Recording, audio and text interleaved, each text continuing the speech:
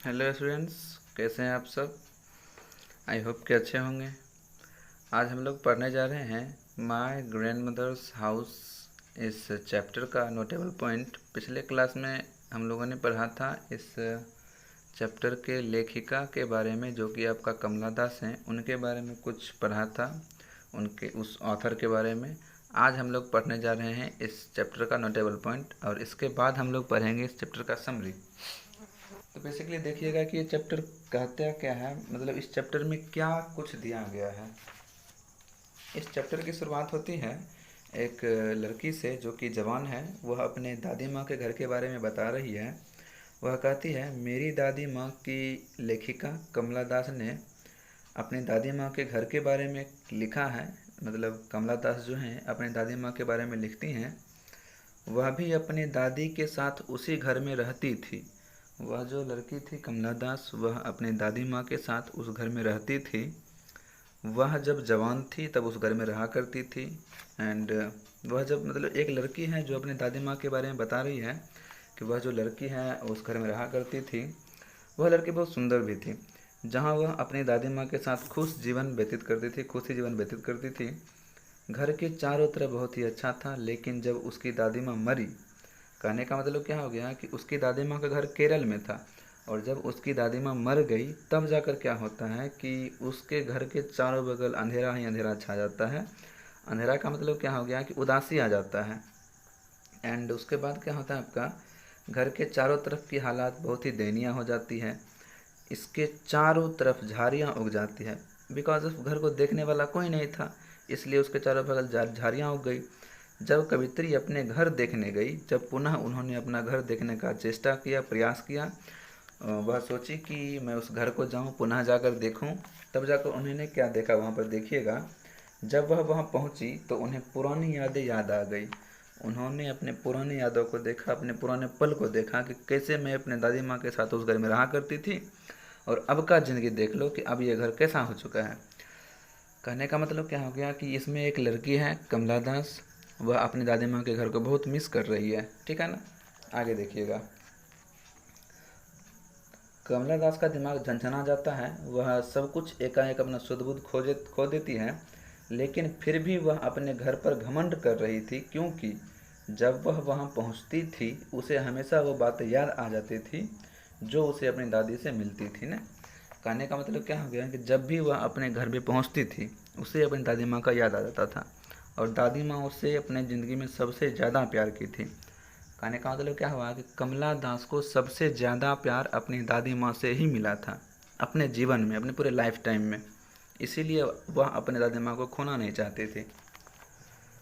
इस कविता में कहना चाहते हैं कमला दास की, उन्होंने अपना जीवन छोटी बच्ची से लेकर अपने यंग होने तक पूरा जीवन अपनी दादी माँ को समर्पित कर दिया था, क्योंकि दादी माँ उसको सबसे ज़्यादा प्यार करती थी।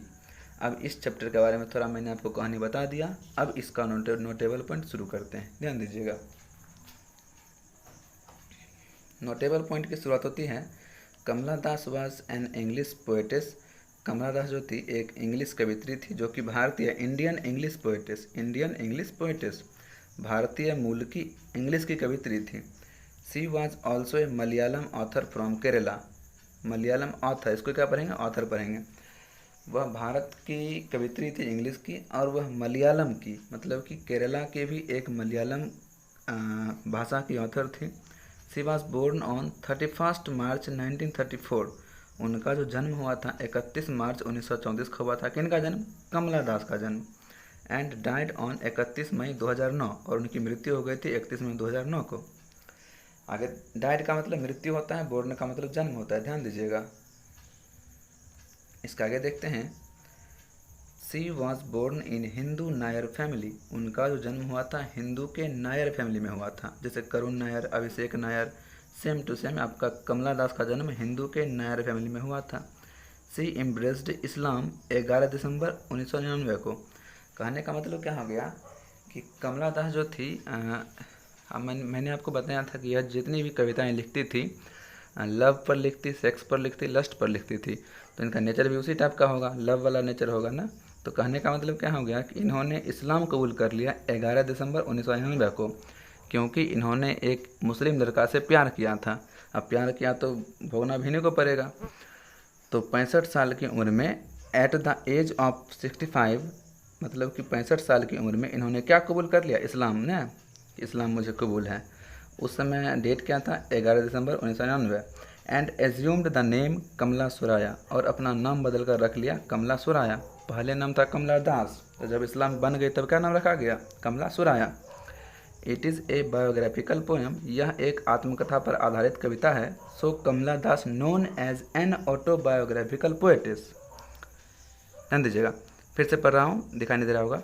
It is a biographical poem, यह एक बायोग्राफिकल पोएम मतलब कि आत्मकथा पर आधारित कविता है। So Kamala Das known as an autobiographical poetess, इसीलिए कमला दास, सो का मतलब इसीलिए होता है, इसीलिए कमला दास जानी जाती हैं। नोन का मतलब जाना जाना, जानी जाती हैं। क्या जानी जाती हैं? तो एन ऑटोबायोग्राफिकल पोएटिस के नाम से, आत्मकथा पर आधारित कविता कवित्री के नाम से वह जाने जाते हैं ना। इसके आगे के देखिएगा,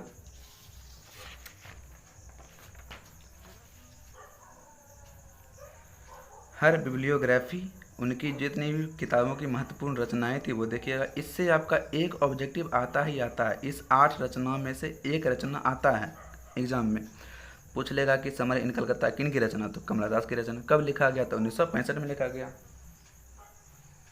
इनके 8 रचनाएं को देखिएगा क्या क्या था। सबसे पहला रचना 1964 में द सायरन्स। द सायरन्स था क्या? Asian poetry prize win. The Sirens कविता के लिए इनको प्राइज भी दिया गया था। कब लिखा इन्होंने? 1964 में। 1964 में। आगे बढ़ते हैं, 1965 में लिखा summer in Calcutta. Summer in Calcutta. 1967 में द डिसेंडेंट्स। अब द डिसेंडेंट्स था क्या? पोइट्री था, मतलब कविता था। डिसेंडेंट्स क्या पढ़ेंगे इसको हम? डिसेंडेंट्स। आगे देखिएगा, 1973 में लिखा the old play house and other, ना मतलब old play house and other, the old play house and other. 1976 में लिखा माई स्टोरी। अब माई स्टोरी था क्या? तो ऑटोबायोग्राफी था, मतलब कि इनकी आत्मकथा थी। किनकी आत्मकथा? कमला दास की। 1996 में लिखा only the soul knows how to sings. 1996 में लिखा सिर्फ आत्मा ही जानती है कैसे गाना गाया जाता है। Only the soul knows how to sings. 1999 में क्या लिखा? My grandmother's house. ना ये जो कविता आपके किताब में है, कब लिखा? तो 1999 को लिखा था। 2001 में लिखा या अल्लाह कलेक्शन ऑफ पोएम्स, मतलब कि जब वह मुस्लिम बन गई तब जाकर क्या लिख दिया? या अल्लाह। अब या अल्लाह था क्या? तो कलेक्शन ऑफ पोएम्स, मतलब कि कविताओं का संग्रह था। इसी क्लास में देखिएगा आप आगे summary of my grandmother's house. My grand mother